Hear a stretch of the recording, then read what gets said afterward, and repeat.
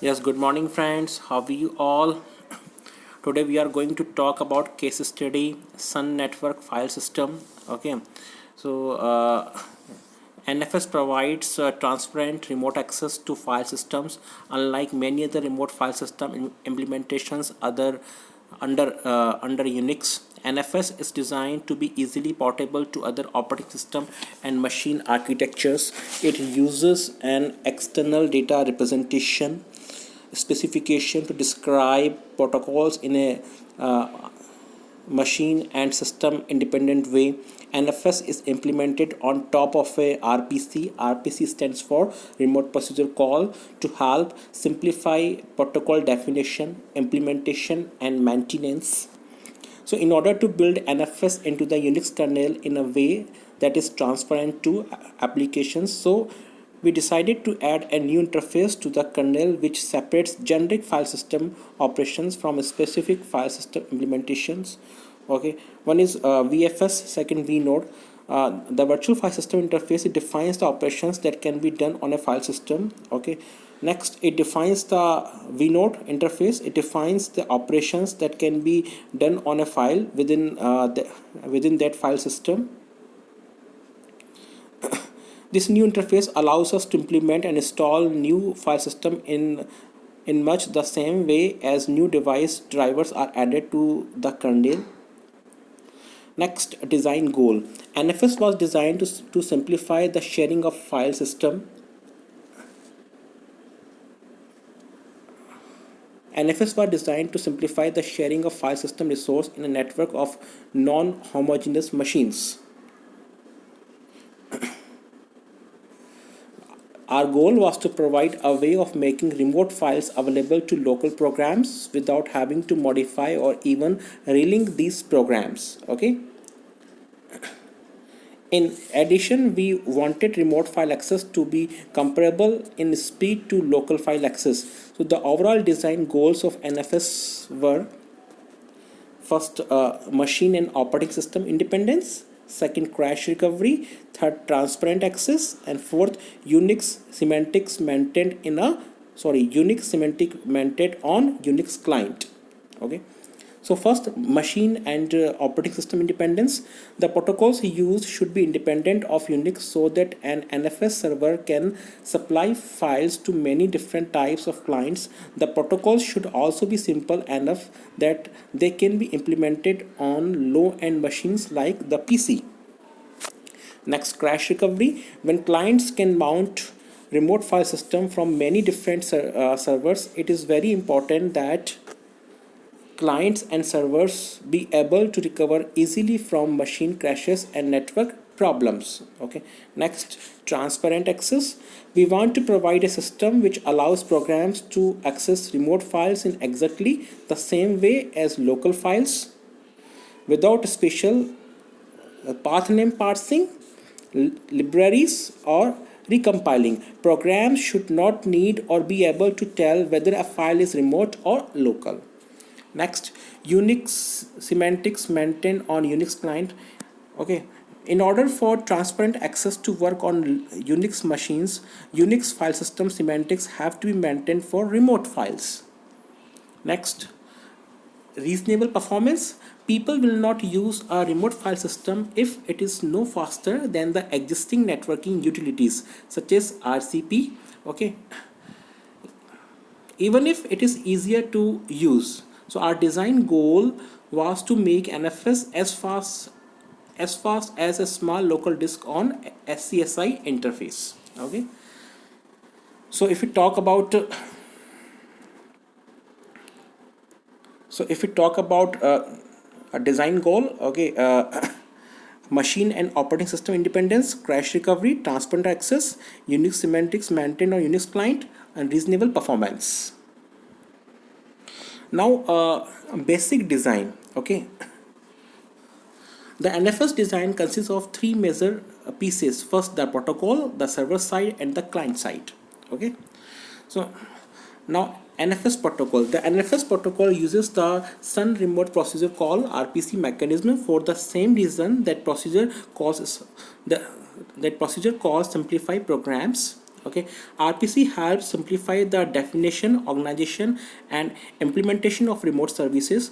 The NFS protocol is defined in terms of a set of procedures, their arguments and results, and their effects. Remote procedure calls are synchronous, that is, the client application blocks until the server has completed the call and returned the results. This makes RPC very easy to use and understand because it behaves like a local procedure call. So NFS uses a stateless protocol. The parameters to each procedure call contain all of the information necessary to complete the call, and the server does not keep track of any past request. This makes crash recovery very easy. When a server crashes, the client resends NFS request until a response is received, and the server does no crash recovery at all. When a client crashes, no recovery when a client crashes, no recovery is necessary for either the client or the server.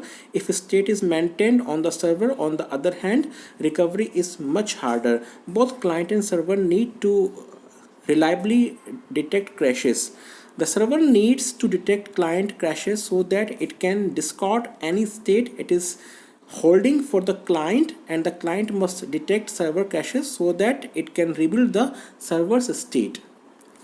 So friends, a stateless protocol avoids complex crash recovery. If a client just resends request until a response is received, data will never be lost due to a server crash. In fact, the client cannot tell the difference between a server that has crashed and recovered and a server that is slow. Okay. So the Sun's RPC package The Sun's RPC package is designed to transport independent. So new transport protocols such as ISO and XNS can be plugged into the RPC implementation without affecting the higher level protocol code. NFS currently uses the DARPA user datagram protocol, okay, UDP and IP, that is internet protocol, for its transport level. Since UDP is an unreliable datagram protocol, packets can get lost, but because the NFS protocol is stateless and NFS requests are idempotent, the client can recover by retrying the cell until the packet gets through. The most common NFS procedure parameter is a structure called a file handle, F handle or FH, okay, which is provided by the server and used by the client to reference a file. The handle is opaque, that is, the client never looks at the contents of the F handle but uses it when operations are done on that file. Next, let's talk about server side. See, because the NFS server is stateless, when servicing an NFS request, it must commit any modified data to stable storage before returning results. The implication for Unix-based server is that requests which modify the file system must flush all modified data to disk before returning from the cell. For example,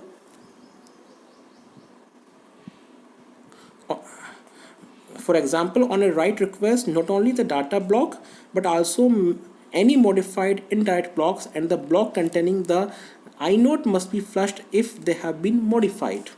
So another modification to Unix necessary for our server implementations is the addition of a generation number in the inode and a file system ID in the super block. These extra numbers make it possible for the server to use the inode number, inode generation number, and file system ID together as the F handle for a file. The inode generation number is necessary because the server may hand out an F handle with an inode number of a file that is later removed and the inode reused. So when the original F handle comes back, the server must be able to tell that this inode number now refers to a different file. So the generation number has to be incremented every time the node is freed. Next, client side. the Sun implementation of the client side provides an interface to NFS, which is transparent to applications. To make transparent access to remote files work, we had to use a method of locating remote files that does not change the structure of path names. Okay. Some Unix-based remote file access methods use path names like host path or host path to name remote files. This does not allow real transparent access since existing program that path names have to be modified. Rather than doing a late binding of file address, we decide to do the hostname lookup and file address binding once per file system by allowing the client to attach a remote file system to a directory with the mount command. So this method has the advantage that the client only has to deal with host names once at mount time. It also allows the server to limit access to file system by checking client credentials. So the disadvantage is that remote files are not available to the client until a mount is done. So transparent access to different types of the file system mounted on a single machine is provided by a new file system interface in the kernel. So friends, this is all about NFS.